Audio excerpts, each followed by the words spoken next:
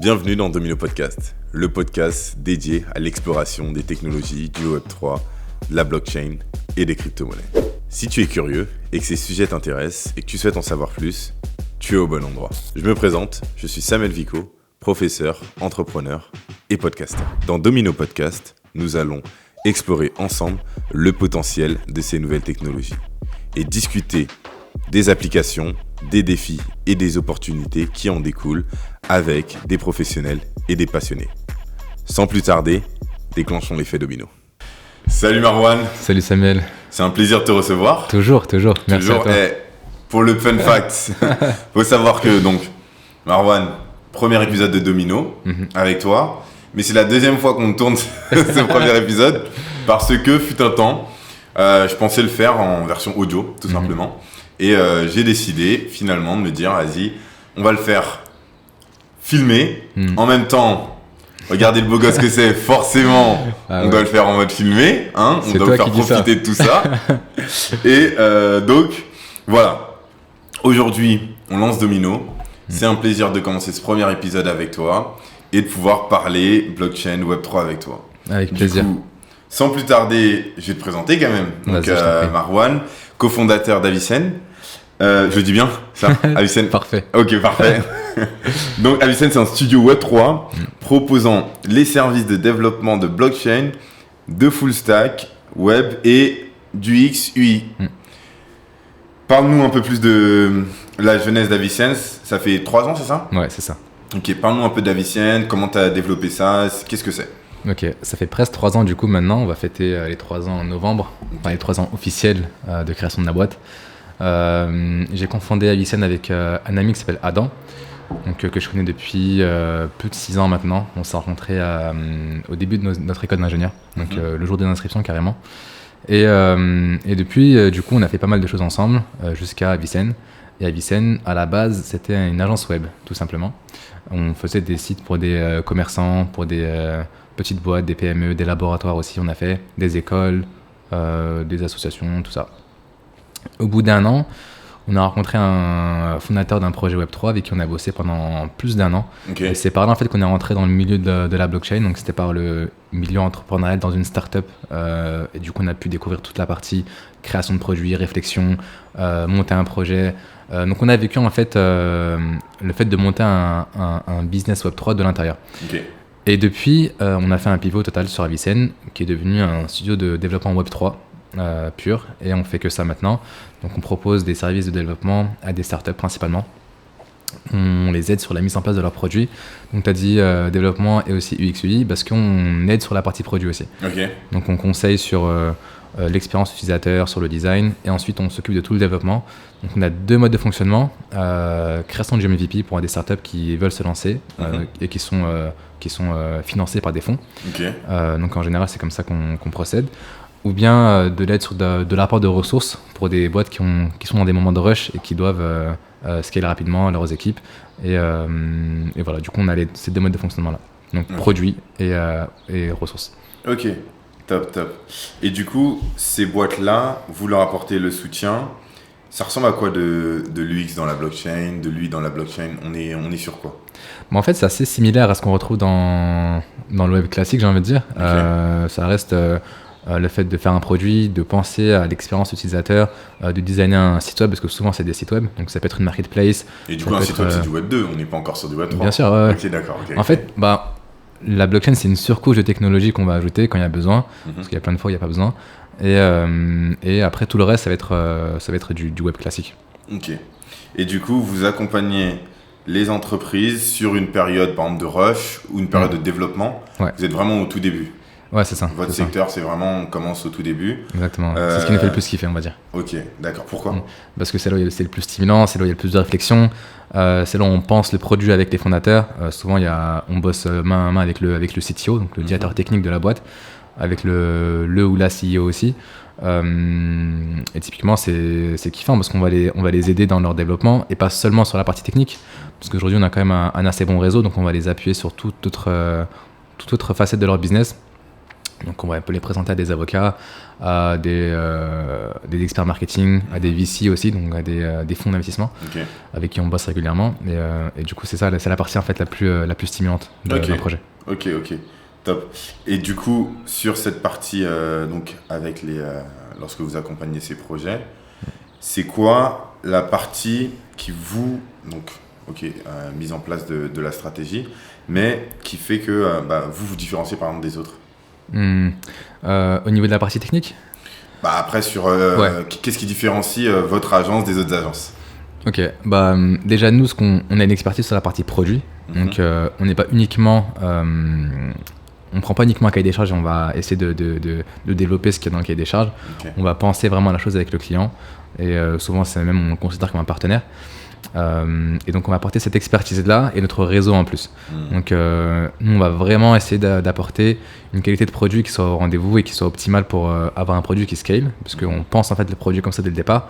Le problème dans le Web3, c'est que les gens pensent que avoir un produit et de la blockchain ça suffit, alors qu'en réalité c'est pas comme ça qu'on fait une boîte.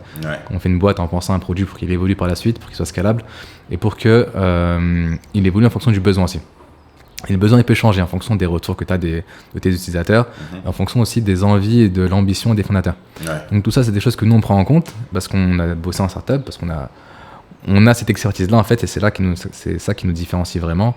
Et c'est aussi après la qualité du service avec de la totale transparence, ce qui manque beaucoup dans le monde des agences, on va dire.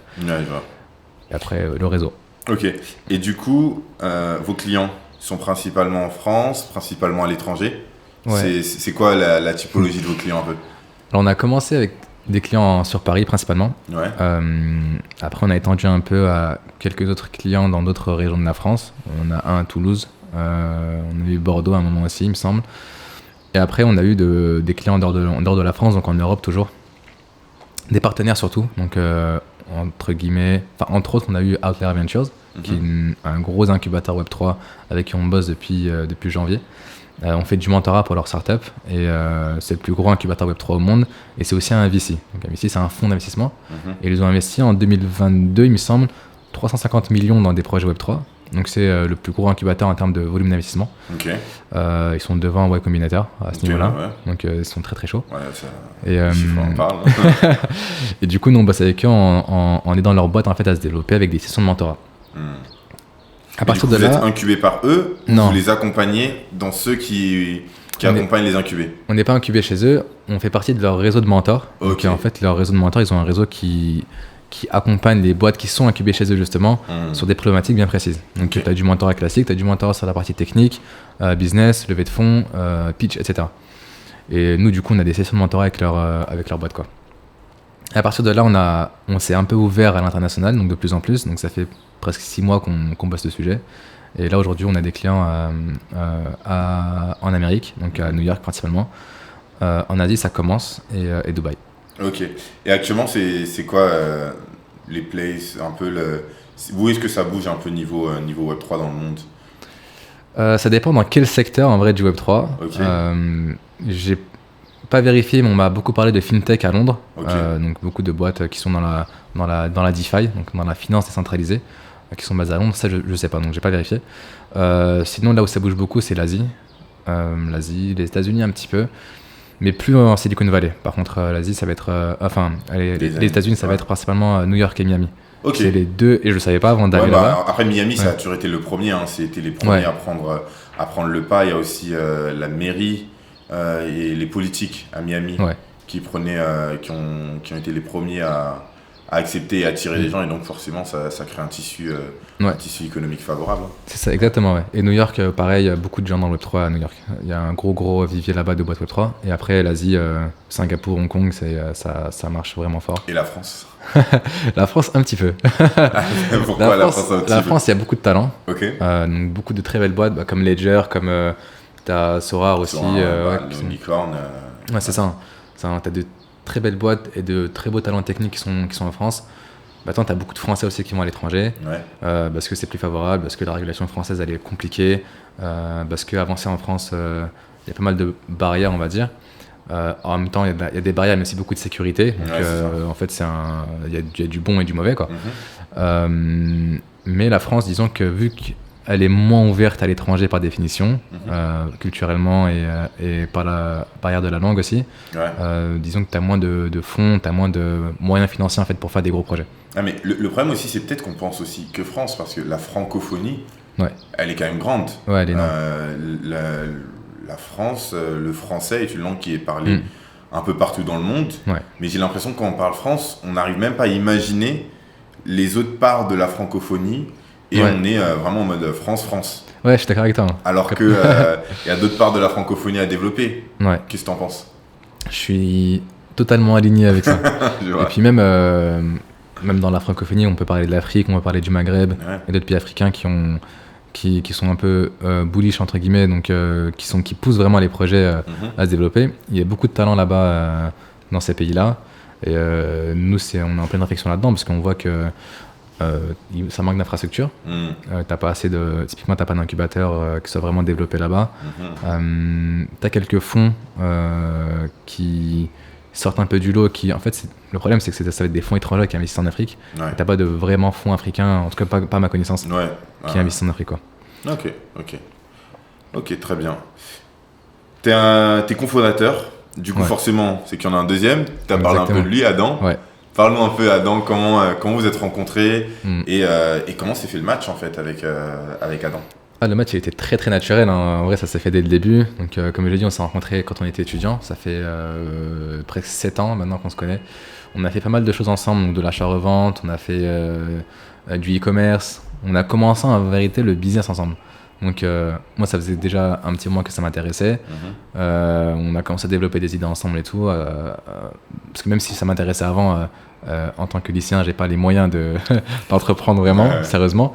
Même si tu as toujours des moyens de faire des choses, mais voilà. Et du coup, on est allé de fil en aiguille, on a commencé à faire des choses. On a eu des idées de produits qui sont jamais sortis. Et après, on est devenu freelance et on a développé cette activité-là jusqu'à ce qu'on devienne plus sérieux, qu'on crée une agence. Donc ça s'est fait comme ça. Et puis, assez naturellement, en vérité, hein, on s'est pas vraiment posé la question. On n'a même pas de pack d'associés, si tu veux. Si tu veux le délire. Attention, j'ai été conseiller en gestion de patrimoine, je peux dire. Hein, faut toujours se protéger. Ouais, bien sûr. Mais tout se passe très bien et on est vraiment alignés. En fait, on est très complémentaires. On a eu pas mal de moments où on se demandait chacun où était notre place dans la boîte. Enfin, parce qu'au début, on faisait la même chose quand la boîte est petite. Après, ça s'est un peu mieux organisé, mais assez naturellement, on va dire. Ok, top. Mais du coup, on va passer à la deuxième partie. On va réellement parler Web3. Vas-y, on se retrouve tout de suite. Nous revoilà.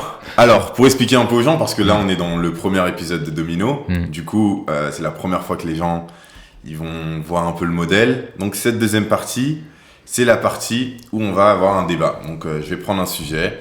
Ce sujet-là, aujourd'hui, ça sera la transition Web 2, Web 3. Et surtout, expliquer vraiment aux gens, donc, dans les snack podcasts de la semaine. Donc, tous ceux qui n'ont pas vu les snack podcasts, je vous invite à prendre 3 secondes, repartir en arrière. Vous avez donc les liens qui sont là et là, ou je ne sais pas encore où est-ce qu'ils sont, mais je pense qu'ils seront juste là. Vous repartez là-bas et vous aurez la définition de qu'est-ce que c'est qu'une blockchain et qu'est-ce que c'est que le Web3. Et ensuite, on va pouvoir nous discuter donc vraiment plus en détail de cette notion de Web3. Comment est-ce que il se développe? Qu'est-ce que c'est que le Web3 et pourquoi on passe du Web2 au Web3? Du coup, est-ce que tu peux nous donner, même s'ils en ont une, toi, ta définition du Web3, c'est quoi? Ok, donc si tu veux, on peut repartir de l'évolution du web en général. On a eu le Web 1, donc je pense que c'est ce que tu vas expliquer. Le Web 1 qui est un web d'information, de description, avec des pages web où tu peux consommer de l'information. Le Web 2 où il y a plus d'interaction. Et le Web 3, ça peut avoir plein de définitions et en réalité, ça peut même, on peut même se passer de la blockchain dans le Web 3 parce que le Web 3, c'est un espace de décentralisation où les gens reprennent, disons, la propriété de leur identité, de plein de choses. En fait, là, c'est la propriété numérique. Donc, dans la propriété numérique, on peut mettre plein de choses. On peut mettre son identité, on peut mettre ses données, on peut mettre des biens digitaux, on peut mettre plein de choses. Donc c'est ça le Web 3 pour moi. Ouais, je vois. Moi dans ce que j'expliquais, donc pour qu'on puisse bien être ce que j'expliquais, c'est Web 1.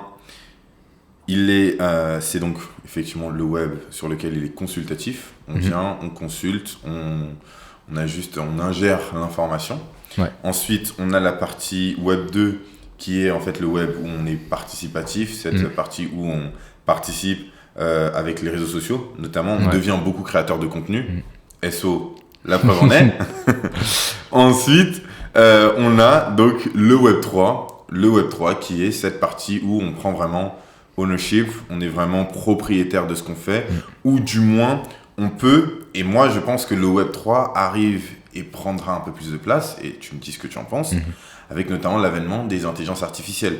Parce qu'on va rentrer dans un monde où la création de contenu va se faire de manière tellement automatique, tellement rapide, qu'on aura même besoin, en fait, de la blockchain, du Web3 pour pouvoir certifier l'appartenance d'un contenu appartenant bien à quelqu'un, certifier que, par exemple, ce n'est pas un deepfake ou des choses dans le genre. Donc, au final, le Web3, c'est vraiment ce côté...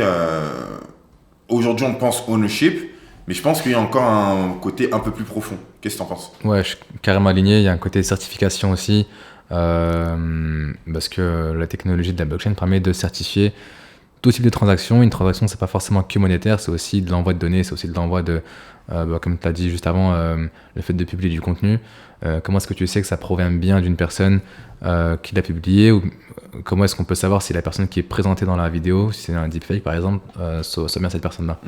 Et donc, carrément, je pense que la blockchain va apporter toutes sortes de solutions à ce problème-là et que le Web3 va permettre en fait de créer un web plus sécure. Ok, parce que il y a d'un côté cette partie liée au Web3, mais il y a aussi ce développement lié à la blockchain, du coup qui est la technologie, qui est aussi un des mots que j'ai défini dans les Snack podcasts précédents, qui est vraiment ce côté en fait ultra profond sur l'intérêt de la blockchain, c'est de transmettre de la valeur. Parce que la blockchain en soi, c'est juste une technologie qui porte en fait une technologie de stockage, qui porte de l'information, et ensuite on lui donne de la valeur ou pas à cette information. Et c'est ce qui fait le fait que le Bitcoin ait ce prix-là, l'Ethereum ait ce prix-là, parce qu'en soi, l'information qu'il porte a une certaine valeur, en tout cas, il représente une certaine valeur.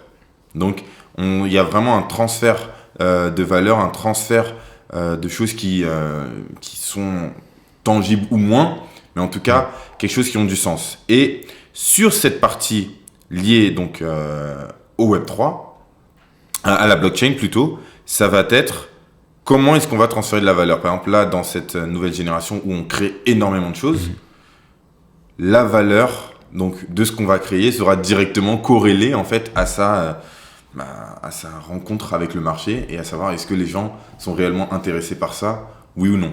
Qu'est-ce que toi t'en penses sur cette partie ? Mais écoute, moi je suis pas mal aligné. Je pense que parmi tout ce que peut apporter le Web3, tu as la redéfinition en fait, de pas mal de choses qu'on connaît. Par exemple, une personne qui a une personnalité en ligne, qui a un compte avec beaucoup de followers ou une personnalité publique tout simplement, comment est-ce qu'elle peut vraiment monétiser sa présence en ligne, tu vois ? Aujourd'hui, on a l'exemple classique de on est payé pour faire des posts, etc. Maintenant, est-ce qu'on peut pas imaginer un truc plus participatif où les gens peuvent participer à la création de contenu ? On a d'autres boîtes comme Bolero par exemple qui font un truc assez stylé. Bolero qui sont les prochains. Ouais, typiquement ouais. Et Bolero c'est si j'ai bien compris, c'est une sorte de label Web3 on va dire, donc qui permet d'investir dans des artistes. Donc en fait, tu as plein de paramètres, plein de paradigmes qui vont changer. Dire que tu es un fan aujourd'hui d'un artiste ou d'une célébrité, grâce à la blockchain, tu peux le prouver aujourd'hui, que tu étais là vraiment depuis le début. C'est ça. En ayant investi dans la carrière de l'artiste et en ayant participé à ce truc-là, tu es récompensé aussi. En fait, tu as les deux choses. Tu as le fait de pouvoir prouver, le fait de pouvoir être récompensé par rapport à ton investissement initial, quoi. Donc, ce qui n'est pas forcément le cas aujourd'hui dans les jeux vidéo. Du coup, en fait, ça ouvre vraiment des nouvelles manières de potentiellement créer des nouveaux business models, des nouvelles manières de rencontrer le marché. Ce que je trouve ultra intéressant. Mais maintenant, ma question, et on rentre dans le vif du sujet. Entrons. Pourquoi le Web3 ? Parce que aujourd'hui, il y a tellement de projets, et on le voit au quotidien, il y a énormément de projets bullshit sur le Web3. Il y a de tout. L'un des derniers projets qui a pop ces derniers temps, c'est le Pepcoin. Ouais, j'ai vu. Explique en tout cas à notre audience, c'est quoi ce délire et surtout, pourquoi on nous bassine avec du Web3 au quotidien? Ouais, mais en vrai, déjà pour comprendre ce délire de meme coin, tout ça, parce que c'est comme ça qu'on les appelle les meme coins, des cryptos qui ont aucune valeur intrinsèque, qui servent absolument à rien, qui sont juste là pour pump et pour le kiff en fait. Les gens qui achètent ce genre de crypto savent pertinemment qu'elles servent à rien, tu vois.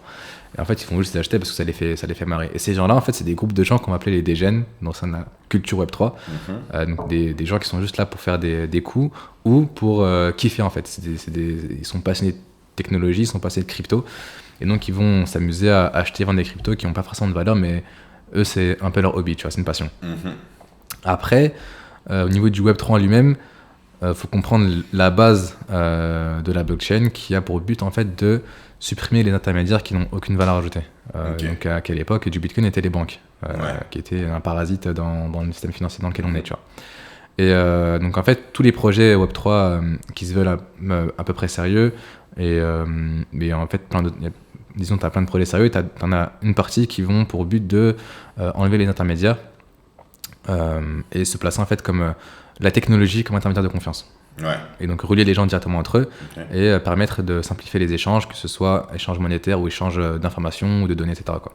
Je vais me faire l'avocat du diable. Si notre monde aujourd'hui il y a des intermédiaires, c'est bien parce que c'est un truc qui nous arrange. C'est un truc qui nous arrange parce qu'on a besoin de confiance.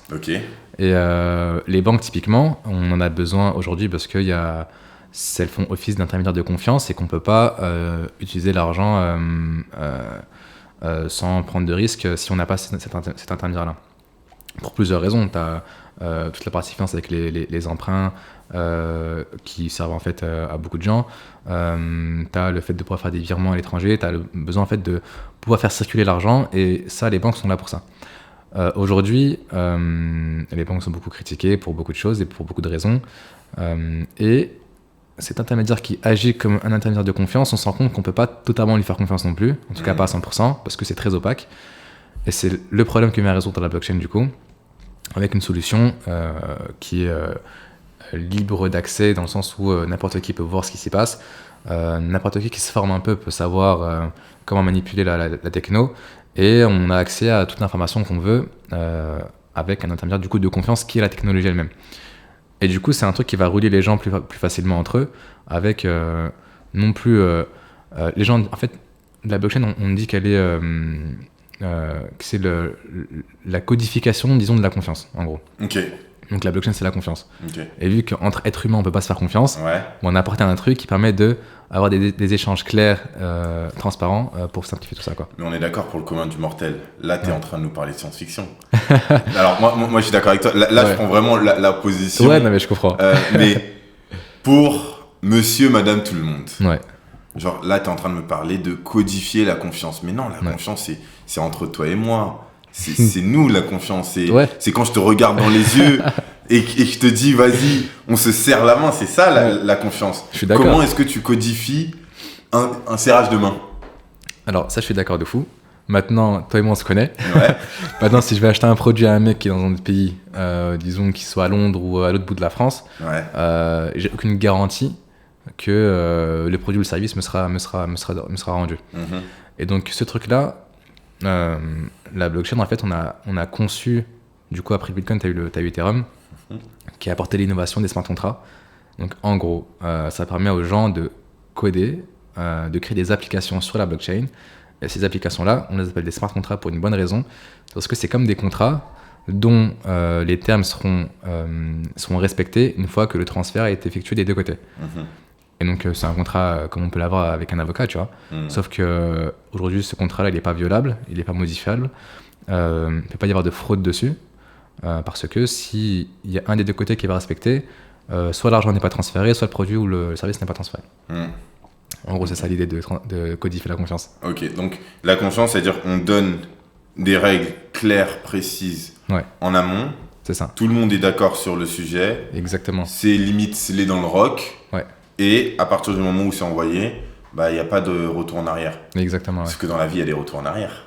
Dans la vie, il y a le fait que là, il y a un contretemps, là il y a plus de budget, là il y a ci. Comment on traite les éléments qui ne sont pas, comment dire ça, qui ne sont pas en fait quantifiables, qui ne sont pas, on est des êtres humains, on n'est pas des robots, sinon c'est triste. Ouais, c'est pour ça qu'à mon avis, on ne pourra pas se passer totalement de la partie humaine qui vient dans les transactions. Okay. On ne pourra pas se passer totalement des avocats, on ne pourra pas se passer totalement des notaires, parce que tu auras toujours besoin d'humains pour valider les vices que peut avoir l'être humain, tu vois. Et donc, à ce moment-là, la blockchain, c'est très bien pour beaucoup de choses, mais on ne pourra pas, à mon sens, avoir de monde 100% on-chain ou de monde 100% off-chain, tu vois. On aura forcément un mix des deux, ne serait-ce que pour avoir la flexibilité dont on a besoin en vérité dans la vie de tous les jours. Ok. Mais du coup, par exemple, toi, dans ta boîte, et c'est pour ça que je me suis dit on allait en parler aujourd'hui, dans ta boîte, tu as pivoté Web 2 ou Web 3. Ouais. Donc le Web 3, vous codez en Solidity, vous codez en quoi d'autre ? C'est ça, Solidity, Rust, ok. Move. Ok.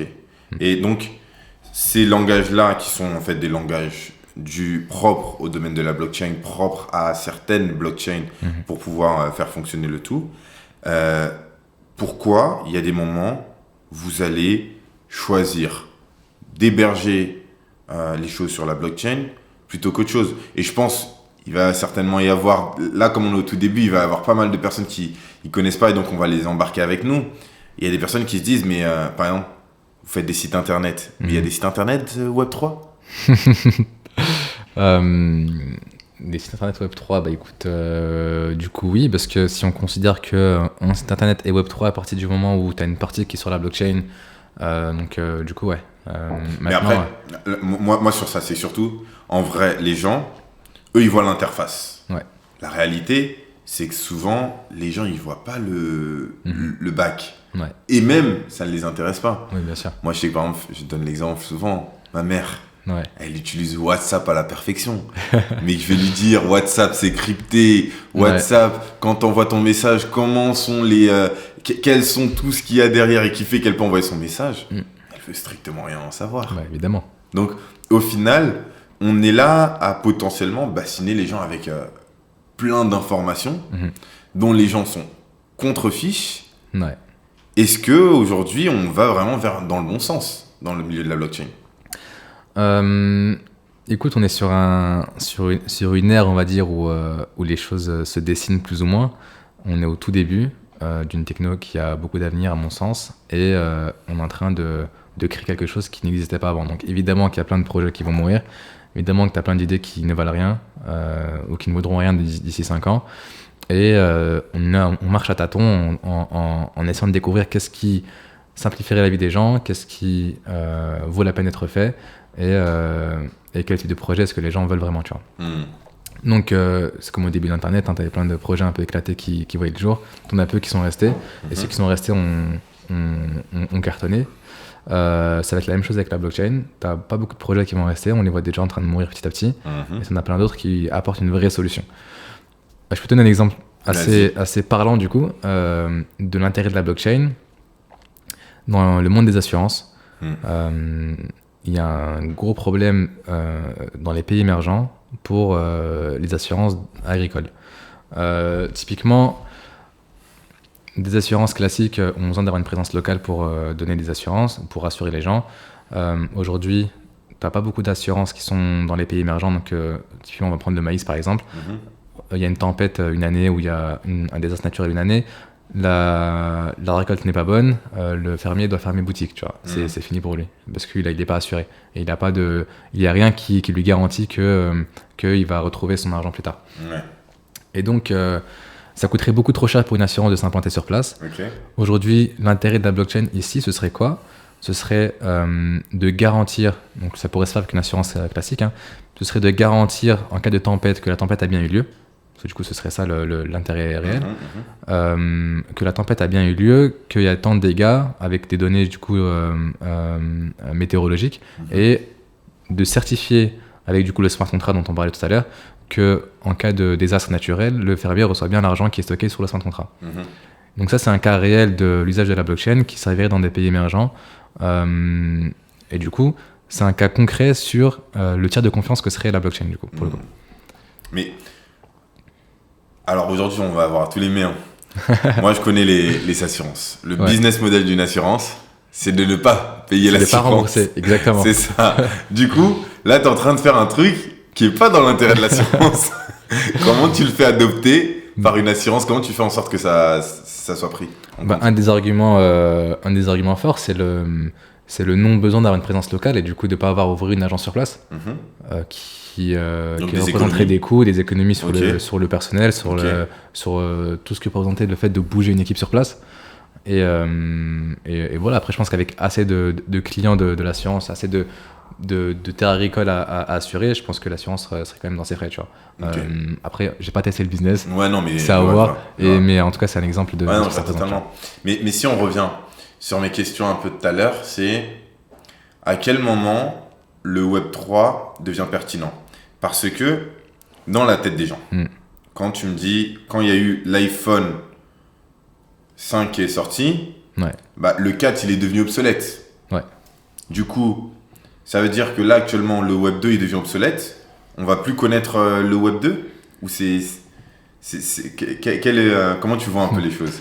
Non, Moi j'ai mon petit point de vue, mais ok. dis-moi un peu ce que Bah, t'en je serais penses. curieux de savoir ce que tu en penses du coup, mais moi ce que je vois c'est juste une évolution assez classique, hein. C'est Mhm. juste des trucs en plus. Il n'y aura pas forcément besoin de supprimer ce qu'on connaît déjà. Mhm. Les réseaux sociaux comme on les connaît, ça fonctionne très bien en tout cas pour l'instant encore.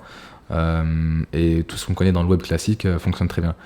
Maintenant c'est juste pour des besoins spécifiques, pour d'autres d'ouverture. Et je pense qu'on n'a même pas encore découvert tous les besoins qu'on pourrait combler avec la blockchain. Mhm. Mais ce serait plus dans ce souhait, disons, de complémentarité que la blockchain aurait un vrai sens, en tout cas dans le Web3 comme on le décrit maintenant, quoi. Ouais, ouais.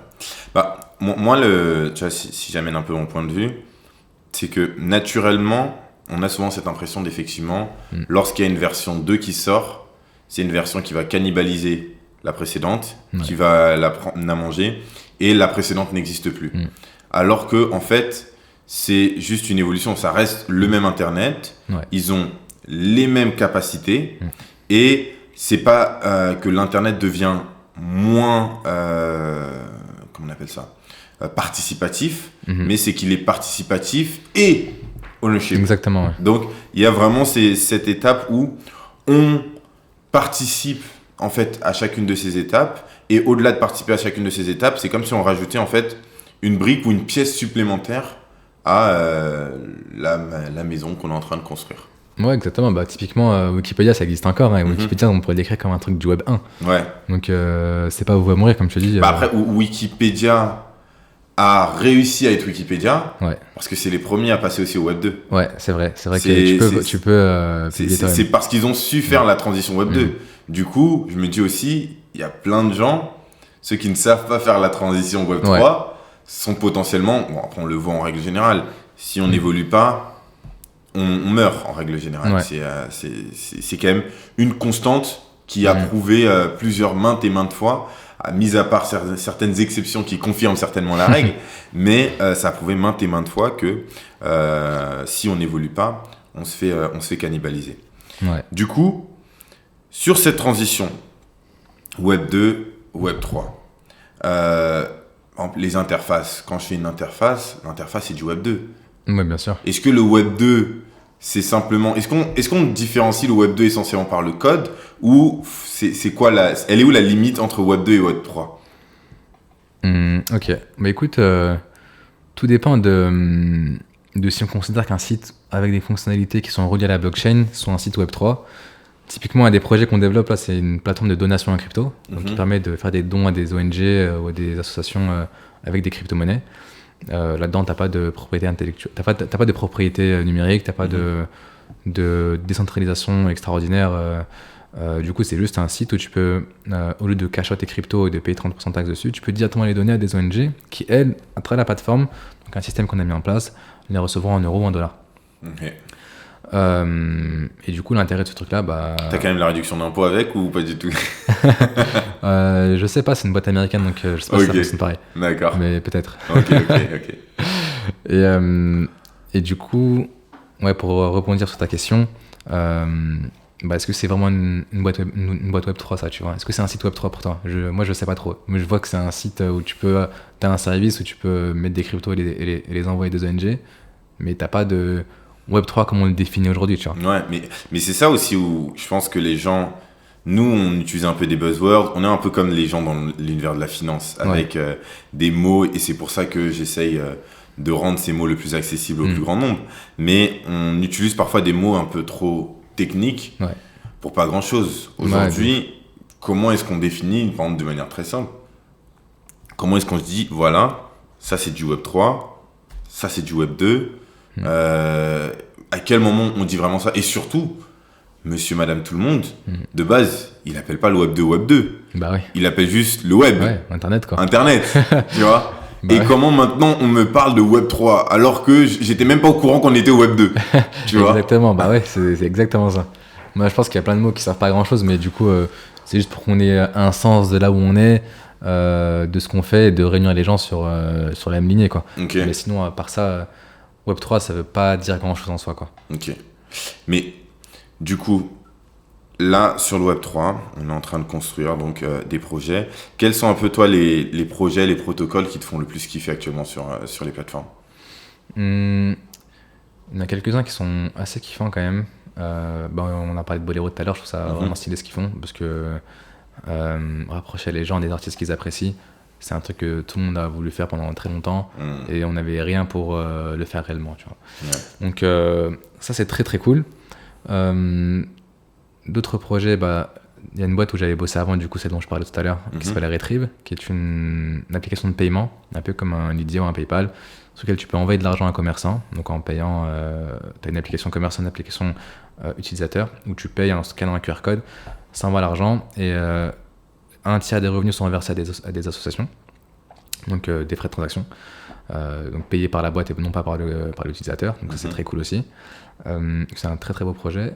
En dehors de ça, je dirais que un truc qui me fait assez kiffer, ça va être les technologies des subnets sur Avalanche. Je sais pas si t'as entendu parler de ça. J'en ai entendu parler, mais je ne saurais pas le définir. J'ai pas encore bûché le sujet. Ok. Et je ne connais pas trop non plus encore. Ouais. Mais en tout cas, on a rencontré l'équipe d'Avalanche à Barcelone il y a 3 semaines. Et c'était vraiment passionnant parce que l'idée, c'est que tu as la blockchain Avalanche. Et à travers ça, tu peux créer des subnets, donc des blockchains qui sont totalement sur mesure, donc adaptés à ton projet. Et tu peux lui donner la configuration que tu veux et sans aucune limite. Donc en gros, tu crées ton environnement économique avec ton token, tu crées ton environnement du coup avec toutes les règles que tu veux dans le monde que tu veux créer. Donc c'est ultra utile pour les jeux vidéo et plein d'autres sujets. Donc ça c'est un gros sujet qui me fait pas mal kiffer. Et après sinon, moi j'aime bien les délires d'Oracle. Donc Chainlink, je te parlais tout à l'heure d'assurance. Ouais. En gros l'assurance, le truc avec la blockchain c'est que c'est pas relié à Internet, contrairement à ce qu'on pense. Ouais. Donc comment est-ce que tu récupères les données météorologiques et comment est-ce que tu fais pour payer les gens en vérifiant des informations qui sont externes? C'est avec les oracles justement, et les oracles les servent à récupérer des données du monde réel, les mettre dans la blockchain. En gros c'est l'intermédiaire entre notre monde et la blockchain, et du coup c'est grâce à ça que tu peux récupérer des informations. Et là aujourd'hui avec l'avènement plus de l'intelligence artificielle, on a vraiment des sujets qui vont se faire là. Ouais, t'as trop de sujets là. Les oracles, ça va. T'as trop de sujets. Je garde ça et continue à suivre le podcast. D'ici 2-3 épisodes, je vais vous dire un peu ce que je pense du prochain bull run et comment il va être. Vas-y, let's go. Mais je vais pas faire c'est pas un conseil en investissement, je sais pas comment on dit, Ostradamus ou je sais plus c'est quoi le. Ouais, Nostradamus, ouais. Ouais, c'est ça. Je vais pas faire ça, mais je vous donnerai en tout cas une analyse de ce que je pense un peu sur cette partie. Je pense qu'on a fait un petit peu le tour. Web 2, Web 3. J'aimerais finir avec un truc, c'est est-ce que la blockchain elle fait le café? Est-ce qu'elle fait le café? Ouais. Je sais pas si je pense gentiment, peut-être. Non, c'est une petite blague que j'aime bien. Je dis souvent ça dans mes cours, c'est-à-dire lorsque je donne des cours et que je parle à mes élèves, je leur explique, ok, ouais, la blockchain. Et parfois, comme tu disais, il y a grave des projets qui se disent, oui. Je fais ce projet-là juste parce que c'est blockchain, les gens vont acheter. Je fais des NFT parce que c'est un chien et il a 25 couleurs. Waouh, les gens vont acheter. Et ils comprennent pas que effectivement, dans ces périodes de bull run, l'analyse, elle est simple. C'était beaucoup de personnes qui ont fait beaucoup d'argent très vite sur Internet. Cet argent, ils savent pas trop quoi en faire. Cet argent, s'ils le sortent, ils se font taxer et autres. Et ils se disent, bah là, il y a des trucs qui arrivent et c'est un moyen aussi de montrer dans ton groupe social, donc auprès de tes pairs, comment est-ce que tu as été successful. Exactement. Et donc, à ce moment-là, ça nous a créé cette fameuse bulle et c'est ce qui faisait que n'importe quel projet, et après, bon, on est tous un peu des moutons, du coup, tout le monde suivait un peu et c'est ce qui a créé un peu effet boule de neige, c'est ce qui a créé un peu cette bulle-là. Mais aujourd'hui, sur la blockchain ne va pas résoudre tous les problèmes. Bien sûr que non. Donc, si on veut faire un café, il faudra toujours continuer à aller faire un café. Toujours se lever, Ok, donc au final, le Web 2 continue à exister. En tout cas, l'Internet, comme tout le monde connaît, continue à exister. Et le Web 3, c'est vraiment cette couche supplémentaire qu'on rajoute à cet Internet. Exactement. On n'a rien vu encore, je pense. Mais je pense aussi. Je pense aussi. Mais bon, on va parler. Surtout, là, je vais parler de voyage dans la partie 3. À tout de suite.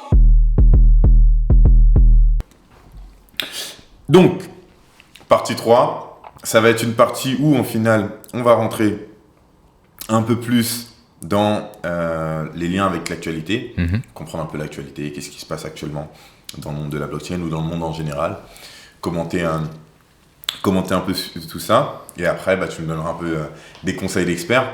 Aujourd'hui, il y a 2 sujets que je vais aborder avec toi. C'est dans un premier temps, le sujet des banques. Actuellement, on le sait, Bitcoin, donc la première manifestation de la blockchain, en tout cas le premier succès mis en place de la blockchain par Satoshi Nakamoto, ça a été le Bitcoin. Le Bitcoin qui a été créé, en tout cas la légende telle qu'elle est racontée, dit que le Bitcoin a été créé suite à la crise de 2008 pour créer donc quelque chose, une place financière beaucoup plus équitable, beaucoup plus transparente, parce que c'était le manque de transparence qui nous a plongé dans la crise des subprimes. Du coup, là actuellement, on arrive à un moment où on sort du Covid, la guerre en Ukraine, il y a tout plein de problématiques. L'inflation, les banques là qui sont en train de se casser la gueule. Donc on a eu SBV, on a eu Crédit Suisse, on a eu pas mal de banques régionales américaines. Donc c'est ça. Et il y a même un jeu en ligne qui est de parier sur quelle sera la prochaine banque. Ah ouais, sérieux ? J'ai vu ça la semaine dernière. Incroyable. Il y a des vrais paris en ligne sur quelle sera la prochaine banque qui va fermer. C'est une dinguerie. Donc, toi, aujourd'hui, quelle est ta lecture de ça dans ce monde, notamment SBV, qui était... on en a beaucoup entendu parler dans le monde du Web3 parce que c'était la banque qui portait Terra Luna. C'était une banque qui accompagnait énormément d'entrepreneurs dans le monde du Web3. Quelle est ta lecture un peu de tout ça ? Qu'est-ce que tu pourrais nous dire sur ces actualités ? Écoute, SVB, c'était la banque des entrepreneurs, par excellence de la Silicon Valley. C'est très compliqué pour un entrepreneur d'ouvrir un compte bancaire dans une banque classique, donc SVB était là pour résoudre ce problème-là. Et donc, historiquement, c'est fou de se dire qu'elle fait faillite parce qu'elle a toutes les plus grandes startups qui ont beaucoup d'argent dedans. Après, je pense que les choses ont été accélérées avec FTX aussi, récemment. Maintenant... Au final, SBV, son lien et sa chute n'étaient pas forcément beaucoup en lien avec... FTX ? Avec la blockchain. Non. C'était surtout en lien avec les taux d'intérêt directeurs de la Fed qui sont en train d'augmenter. Ils ont acheté des titres qui, au final, ces titres-là ne valent plus grand-chose parce que c'est des titres qui, offrent 2% d'intérêt. On leur avait dit que les taux n'augmenteraient pas. Au final, le fait que les taux augmentent, juste avec les taux, techniquement, ils perdent de l'argent. Donc, et la base de Silicon Valley Bank, SBV, c'est que c'est pas non plus une banque qui fait beaucoup de crédit. Donc, ils n'ont pas un business model des plus cohérents. En tout cas, c'était cohérent pour leur niche, mais c'est pas un business model qui était résistant, ou du moins antifragile, comme certaines disent, qui est sur cet aspect où, face à des épreuves, ce modèle-là n'était pas assez résistant par rapport à ça. Qu'est-ce que tu penses que l'effet de ces banques-là va avoir dans le monde du Web3 ? Est-ce que c'est positif pour le Web3 ou est-ce que c'est négatif ? On voit une vraie corrélation entre le prix du Bitcoin et les montants investis de VC dans le monde du Web3. Le grand problème des banques, c'est leur décorrélation totale entre le monde réel et leur fonctionnement. Donc, entre l'argent des banques et leur investissement dans l'économie réelle. Les produits dérivés, typiquement, c'est un des plus gros poisons de notre ère moderne. Et tu penses que la DeFi est beaucoup plus corrélée à la réalité que le marché des actions dans le monde? Je ne parle pas du marché des actions, je parle vraiment des produits dérivés pour le coup. Donc, un produit dérivé, ça peut être un contrat que tu achètes qui va copier le prix d'une action, mais tu n'auras pas l'action. Exactement. Mais tu n'auras pas l'action elle-même, tu auras juste un contrat qui va copier son prix. La DeFi, tu ne peux pas faire ça par définition. Donc, l'argent que tu perds, tu seras le seul à le perdre et tu n'auras pas des gens que tu vas entraîner dans ta chute avec toi. Ce qui n'est pas le cas des produits dérivés du coup. Parce que une action chute, tu as les détenteurs de l'action qui vont perdre de l'argent, mais tu auras tous les gens qui ont acheté des contrats dérivés. Et c'est en fait la chute des subprimes, c'est ça, c'est des contrats dérivés de l'immobilier du coup, qui sont reliés à des crédits immobiliers.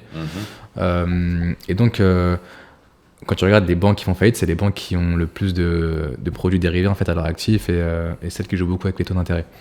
Aujourd'hui, tu n'as pas vraiment ça avec la blockchain. Maintenant, dans la DeFi, comme tu disais juste avant, tu as un système qui te permet d'emprunter de l'argent, de faire des crédits aussi avec des intérêts, etc. Maintenant, vu que tu ne peux pas créer plus d'argent qu'il en existe déjà sur la blockchain, tu ne peux pas perdre plus que ce que tu as investi. Ok. Donc, évidemment, tu peux perdre tout ton argent, mais tu ne seras pas endetté comme tu aurais pu l'être auprès d'une banque classique, tu vois. Ouais. Ça reste un jeu dangereux. Hein. Quand précisément tu peux perdre tout ce que tu as, ça reste un jeu dangereux. Mais du coup, ça n'aura pas un impact macroéconomique comme ce qu'on peut avoir les banques. Tu vois. Okay. Du coup, tu penses qu'aujourd'hui, une chute dans le milieu de la crypto est mieux maîtrisée qu'une chute dans le milieu un peu bancaire global? Disons qu'une chute dans le milieu de la crypto aura pas mal d'impact aussi parce qu'aujourd'hui, on ne peut pas ignorer le fait que c'est pas relié à plus de choses qu'on ne le pense. Quand tu regardes Terra Luna, au moment de sa chute, ils ont entraîné beaucoup de choses avec eux. FTX pareil. Donc c'est pas vraiment ça l'idée, c'est plus que une personne seule ne perdra pas plus que ce qu'elle possède en mettant de l'argent dans la blockchain. Maintenant, ça ne veut pas dire que la blockchain est un monde sécure où il faut faire confiance à tous les projets et il faut mettre son argent dans tous les protocoles DeFi. Tu as un risque de piratage aussi qui est réel pour plein de protocoles. C'est déjà arrivé où des projets qui sont faits. Je pensais que la blockchain était ultra sécure. La blockchain, ouais, mais en fait, c'est les briques qu'il y a autour qui peuvent avoir des failles. Très bien. Donc, tu peux avoir... Et les hackers vont mettre toute leur énergie dans le fait de trouver ces failles-là, tu vois. Donc, de toute manière, dans tout ce qui est digital, en règle générale, les failles, c'est plutôt les gens qui utilisent le produit que réellement les personnes, la machine qui, elle... les failles de machine, elles sont vraiment minimes. Ouais. On est souvent sur la faille humaine qui ouvre accès à la machine et qui fait le tout. Ouais. Ok, je vois. Mais parce que moi, aujourd'hui, ma lecture de tout ça, c'était vraiment aussi de savoir... le monde aujourd'hui, est-ce qu'on va dans un monde où les crypto-monnaies deviennent de plus en plus une solution, ou est-ce qu'on est toujours dans un monde où les gens se disent non mais ces histoires de crypto-monnaies, ne m'en parlez pas, c'est un scam? Il y a beaucoup de scams. Ouais. Donc on ne peut pas en vouloir aux gens de penser que les crypto-monnaies c'est un scam. Maintenant, il n'y a pas que des scams, il y a de très très beaux projets. Le Bitcoin est la crypto-monnaie par excellence. Et la question, c'est pas... la question, c'est qu'est-ce qu'on veut vraiment. Et ce dont les gens ont besoin, c'est pas forcément d'un monde où tout est 100% sécurisé, c'est un monde où tu sais ce que tu fais, où il y a de la transparence. Et c'est ça ce qui nous manque avec les banques aujourd'hui. Ok. Mais du coup, on a parlé de banque. Maintenant, je parle de le deuxième sujet. Le sujet, moi, j'ai trop envie d'en parler, c'est que il y a quelques semaines, tu étais à Dubaï. Ouais. Après, tu étais aussi en d'autres pays, mais tu étais à Dubaï. Actuellement, on entend parler un peu partout, surtout dans le monde du Web3. Aujourd'hui, dans le monde du Web3, j'entends beaucoup. C'est Dubaï, j'entends un peu Londres, la Corée, Japon et les États-Unis.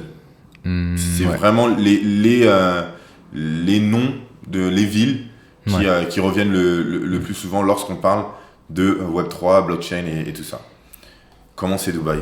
Dubaï, c'est incroyable. Est-ce que tu es parti un peu avoir le sel sur ton comment on appelle, le nurse non, c'est quoi, c'est Nusret.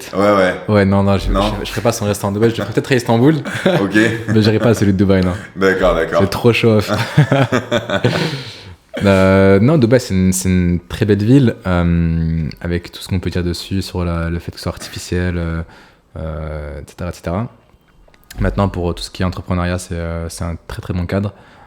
Les gens sont là-bas pour une raison, ils sont là pour avancer dans leur projet.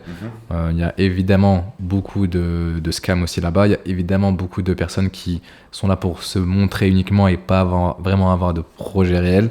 Moi, j'étais du coup il y a 2 semaines pour le FinTech Summit. C'était la première fois que tu y allais ou pas? Non, mais la dernière fois, c'était très très longtemps, donc ça n'a rien à voir. Ok, d'accord. Là, c'était première fois business. Ouais, c'est ça. Ok, d'accord. Exactement. Donc c'était pour le FinTech Summit et j'avais déjà noué des liens avec des gens à Dubaï, donc notamment le Dubai Blockchain Center avec qui on est partenaire, qui est un centre de pédagogie tourné blockchain à Dubaï et qui accompagne en fait des boîtes qui veulent s'installer sur place avec toute la partie régulation bancaire, parce que Dubaï c'est hypocrite, hein. On parle beaucoup de le Web3, Dubaï, etc. Mais si t'as une boîte qui génère des revenus en crypto ou t'as crypto dans ton nom quelque part et que tu as Dubaï, tu vas galérer à ouvrir un compte bancaire là-bas. Ok, ça je savais pas. Tu ouvres ton entreprise en 2-3 jours, ça n'y a pas de souci, tu as ta boîte, mais tu n'as pas de compte bancaire. Alors qu'avoir un compte bancaire, c'est la base pour pouvoir faire du business. Et du coup, ils vont te faire priorité, ça va prendre 6 mois, 1 an. Ah oui, mais alors j'ai eu aucun de ces retours-là. Parce que normalement, disons que le système bancaire à Dubaï, il est assez particulier. En fait, ouvrir un compte bancaire perso à Dubaï, tu le fais en 2 jours. Ouais. Même tu le fais en 1 jour, ça se fait directement. Par contre, ouvrir un compte pour ton entreprise, ils font très très attention aux gens qui viennent s'installer là-bas. Donc souvent, on peut parler de scams qui viennent de là-bas, mais les gens qui font des scams, ils n'ont pas de compte bancaire professionnel à Dubaï, en tout cas pas sous la régulation qu'on connaît. Et du coup, les gens dont on est partenaire, ils vont aider les boîtes crypto à s'installer et à ouvrir un compte bancaire du coup plus rapidement. Ok. Ça va prendre 1 mois du coup au lieu de 6 ou 1 an. Ok. Et on a du coup d'autres communautés dont on est proche, qui s'appellent Crypto Executives et d'autres personnes, et du coup on est relié à des fonds aussi là-bas sur place, donc des fonds d'investissement, des incubateurs de projets en quelque sorte, et du coup voilà, on a un écosystème assez présent là-bas quand même. Ok, top. Et du coup, c'est comment Dubaï? Parce que moi de l'extérieur, c'est du show-off, c'est un désastre écologique, il y a que des... il y a que, comment il s'appelle, notre cher ami comment il s'appelle, celui qui est misogyne, tout ça là, Andrew Tate. Voilà. Il y a que des Andrew Tate à Dubaï, il y a que des gens de la télé-réalité à Dubaï. Qu'est-ce qu'il en est? Eh bien écoute, Dubaï, mine de rien, ça reste une ville assez, évidemment assez extravagant. Mais on oublie qu'il y a quand même des gens normaux qui habitent là-bas. On dit qu'il n'y a pas de classe moyenne, il n'y a que des ultra riches et des gens qui sont exploités. Mais tu as des gens qui travaillent à Dubaï normal, tu as des ingénieurs, tu as des fonctionnaires, tu as des gens qui sont... du coup, tu n'as pas que des gens qui roulent en Lamborghini. Contrairement à ce qu'on pourrait penser. D'accord. Mais niveau écologie, je sais pas trop. Moi, de ce que je vois, ils ont pas mal d'initiatives tournées écologie, donc pas mal de bâtiments, d'infrastructures et d'initiatives en fait qui sont tournées vers l'écologie. Maintenant, c'est pas mon domaine, du coup, j'ai pas trop cherché là-dessus. Par contre, niveau business, c'est ultra intéressant. J'ai fait du coup, comme je t'ai dit, un salon qui s'appelle le FinTech Summit, qui est un des plus gros salons de la région. C'est un salon de quoi? C'est un salon FinTech, du coup, c'est vraiment toutes les technologies qui sont tournées vers la finance. Donc ça peut être des applications de paiement, ça peut être plein de choses. Et tu avais une grosse partie Web3 du coup qui était là-bas sur place. Et quand tu rencontres les gens, ça va très vite en fait. Tu vois, il y a un besoin quelque part, il y a une offre quelque part, c'est un match, let's go. Tu vois, ça, c'est très très rapide. Parce que les gens qui sont là sont des gens qui sont là pour une raison. Ils sont pas là pour se montrer, ils sont pas là parce qu'il y a une grosse partie des gens qu'on voit pas du tout. En vrai, les gens qui réussissent le plus sont les gens qu'on voit le moins. C'est ça. Très carrément. Donc j'ai vu des grands patrons d'agences qui sont parfois aussi des Français qui sont là-bas sur place, mais aucun Français qu'on connaît sur les réseaux, tu vois. Donc typiquement le patron de Mazarine par exemple, que j'ai pas rencontré, mais du coup je sais qu'il y a Mazarine qui est implanté sur place. J'ai un pote là-bas qui est concept designer qui bosse avec eux, et du coup qui m'a donné pas mal d'insights sur le fait que là-bas tout se passe en cercle fermé. Hmm. Contrairement à beaucoup d'endroits. Pourquoi? Quand je dis en cercle fermé, c'est pas dans le sens négatif du terme. Ok. Contrairement à beaucoup d'endroits, Dubaï, c'est un monde auquel t'as pas forcément accès en ligne. Donc les rencontres, tu les fais en physique. Ok. C'est ça que je veux dire par Donc cercle fermé. là, on repart sur. On reboucle la boucle. Sur la confiance, au final, elle se fait en physique. Ouais, c'est Mais même dans le Web3, au final, on fait pas confiance aux chiffres. Non, après, les rencontres, c'est pas uniquement dans le Web3. Hein, je parle de Ouais. business en général à Ok, Dubaï. d'accord. Ouais. Donc le business se fait en rencontrant les gens, Mhm. puisque les gens n'ont pas forcément de grosses présences en ligne. Hmm. Des gens qui n'ont pas forcément de LinkedIn qui est vu là-bas, mais qui sont patrons d'entreprise, etc. Et avec qui tu peux travailler en les rencontrant, ne serait-ce que dans un événement assez classique où on les rencontre en leur parlant dans la rue. C'est un peu une mentalité qu'on peut retrouver à New York, très cosmopolite, Mhm. des gens très ouverts et qui attendent qu'une chose, c'est de faire de meilleures rencontres et de bosser, quoi. Les gens sont là-bas pour travailler en vérité. Ok. Donc, Dubaï, c'est ambiance travail. Ouais, c'est ça. Moi, je me rappelle, il y a quelques années, c'était Bali comme ça. C'est-à-dire que tout Ouais. le monde parlait de Bali. Ouais. Si tu voulais être un digital nomade, tu devais aller à Bali. C'était Ouais. the place to be. Là, maintenant, j'ai l'impression que c'est Dubaï. Ouais, c'est Dubaï. Parce que Bali, c'est beaucoup trop bien en fait. Ouais. Ouais, si je vais à Bali, je travaille pas. Hein. Ah ouais. Faut que j'y aille. Sincèrement, faut qu'on s'organise un truc comme ça. Très hein. très chaud. On ira ensemble à Bali. Vas-y. Mais en tout cas, c'était un plaisir. Très partagé. Le premier épisode de Domino Podcast tire à sa fin. Je remercie Marwan pour le fait de nous avoir permis de t'interviewer une deuxième fois Avec plaisir. et ce moment qu'on a partagé ensemble. Voilà, Domino Podcast, c'est votre rendez-vous blockchain chaque semaine, le dimanche à 12h. Vous venez, on partage un temps avec un invité. Sur nos réseaux sociaux, vous pouvez nous envoyer des informations. On prend le temps de discuter avec vous. C'était un plaisir de te rencontrer et Un grand plaisir. à la semaine prochaine.